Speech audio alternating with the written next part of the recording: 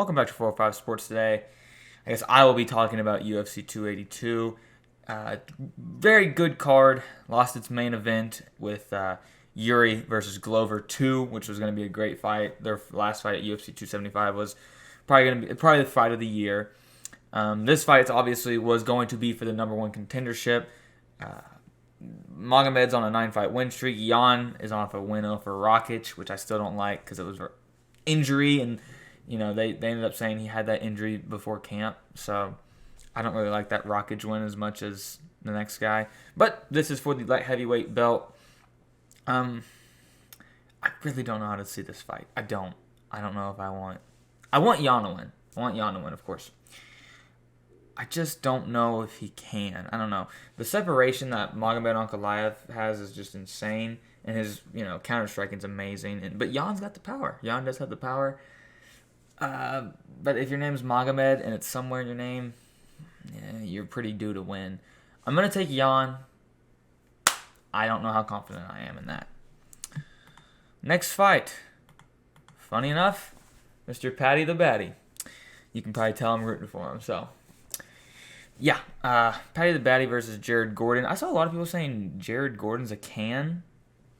It's not true at all. Jared Gordon has pretty decent losses. I mean, Charles Oliveira for one, Grant Dawson, who's on the up and coming, Carlos Diego Ferreira. I mean, that guy was ranked not too long ago. I mean, those are not bad losses at all. Paddy's obviously off of a 3-fight win streak just in the UFC.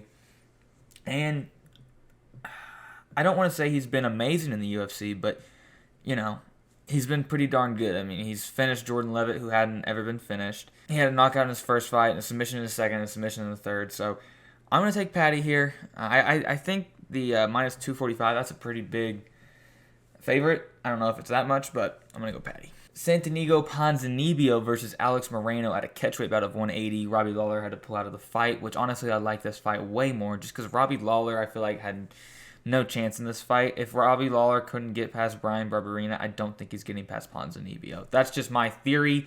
I like this fight for Alex Moreno. I like the guy. He's filling in on short notice, very short, basically like a week. It's good that he's at a catch weight. He doesn't have to cut all the way down to 170. I saw him at UFC 277 against Smellsberger, who's going to fight Jake Matthews next week on the Strickland Cannoneer card. But he got the unanimous decision versus Smellsberger, and I'm actually gonna go Alex Moreno. I know he's probably he's a plus 155 underdog, Ponzinibbio minus 180, but I don't think his weight cut was that hard according to him, and he's just been a dog. I think it's his last 5 fights. I'm gonna take the upset here. Yet again, we have another England fighter on the card. Seems like a trend there, Molly McCann should have fought on this card. She shouldn't have fought without Paddy at UFC 281. And yeah, Aaron Blanchfield was a dog. Anyways, we'll get back to Darren Till versus Dricus du Plessis. Oof. Du Plessis has been pretty darn good.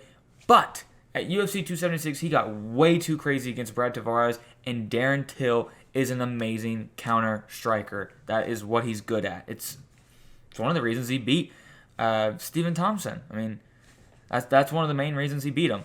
I'm going to take Darren Till in the upset. And I don't think it's that big of an upset. He's had a lot of time off. Du Plessis isn't that big of a wrestler. He's really just a striker, and I think he's going to be way too crazy, and I think Darren Till is going to catch him a lot with his counter-strike. So I'm praying that Darren Till can get back in that win column. Bryce Mitchell versus Ilia Topuria. Amazing fight. I like this fight way more than the Ilia Topuria versus Edson Barboza. I never even liked that fight in the first place. Didn't make sense. Hated that fight in general. And this fight is way better. Someone's getting their 0 taken away. I know Bryce lost on Dana White's on the Ultimate Fighter, but those don't count. Their exhibition, or else Michael Johnson would have 4 extra wins on his record. Anyways, this is an amazing fight. It's gonna steal the show to open the show. So I'm gonna rock with Bryce Mitchell, the guy from America. That's how I want it to go. I know I'm rooting for Paddy, but I've been rooting for Paddy for a while when he was in Cage Warriors. So this guy is 18 years old.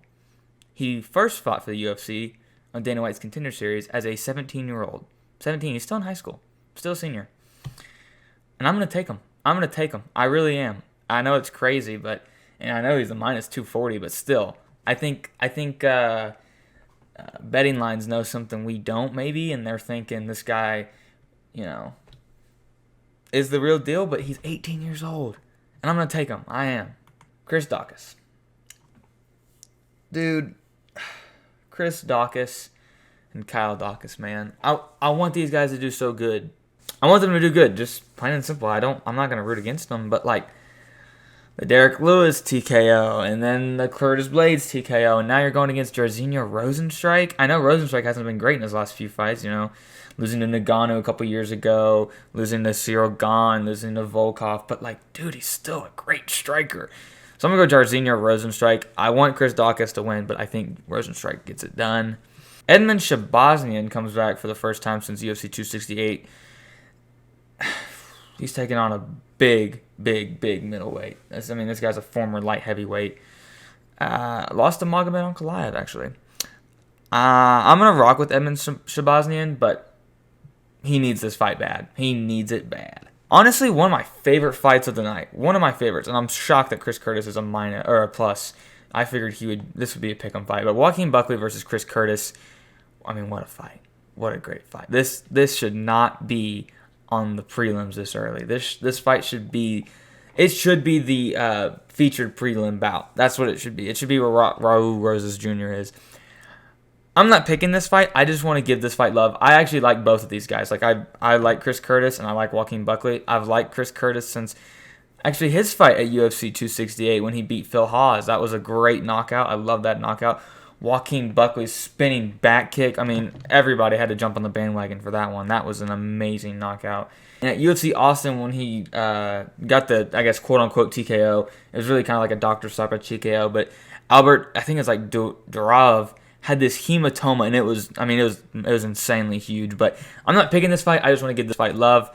And honestly, I'll just talk about this one because I feel like most people don't know about TJ Brown, who's also from Arkansas, trains with Bryce Mitchell. Cameron Simian trains with Dricus du Plessis, Arkansas boy, South African guy. So I'll take those two. But in this fight here, Billy Quarantillo is the most underrated fighter in the featherweight division. He doesn't get a lot of love. Alex Hernandez is dropping down to featherweight. He is a massive featherweight, by the way. He's huge. But I'm gonna go with Billy. I'm gonna go with Quarantillo. Decision. That's how I'm gonna go. But this card is still great, regardless of us losing. Yuri Prochazka versus Glover Teixeira 2. This card is still amazing. It's still a good card. Check it out. UFC 282. Thank you guys for watching the video. I've been Sam. Peace.